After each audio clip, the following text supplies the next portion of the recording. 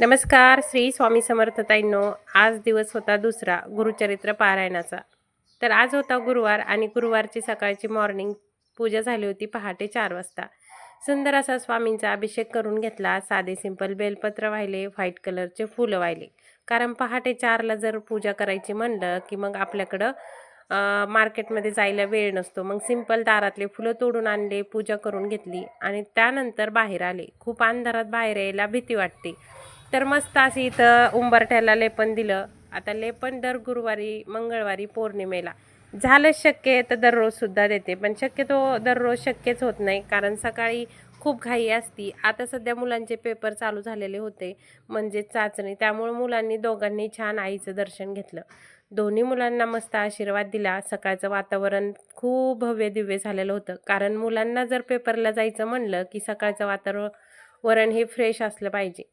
आता लेकरांना जवळ यायचा खूप कंटाळा येतो, कारण नाही का ते मोठे मोठे झाल्यावर आई वडिलापासून थोडं लांब लांबच राहतात. तरी पण दीदी माझी तशी नाही, कायमस्वरूपी आईचा आशीर्वाद घेऊनच कामाला सुरुवात करणार. कोणतंही असू, भलेही तिचा चाचणीचा पेपर असू नाही तर वार्षिक पेपर असू, सुरुवात ही तिच्या आईवडिलाच्या दर्शनापासून आणि स्वामींच्या दर्शनापासून होते. मग सकाळी 7 वाजता दीदीला शाळेत सोडून आले, कारण तिला काही आज नाश्ता वगैरे काही करायचा नव्हता, कारण तिचा पेपर आहे तो 10:30ला सुटणार होता.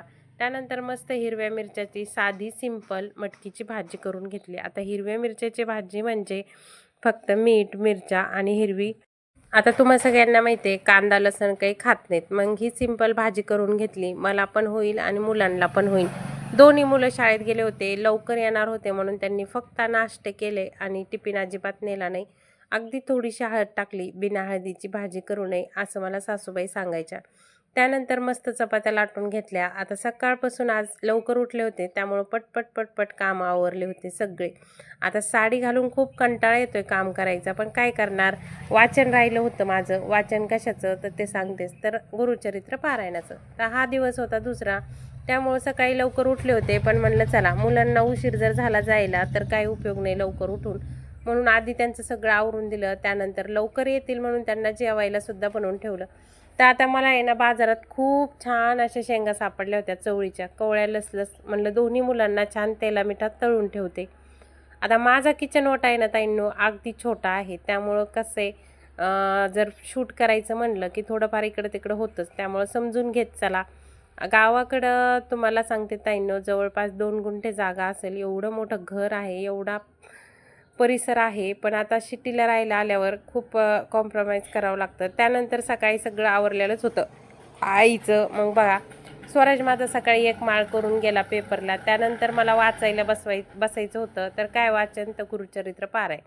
तर मग सुंदर दारातलेच फुलं आणले, मस्तपैकी महाराजांना हार करून घेतला. आता मला हार करायला खूप आवडतो ताईंनो. कधीही कोणत्याही वेळेला मला फुलं दिसले का असं वाटतं मी कधी हार ओवन.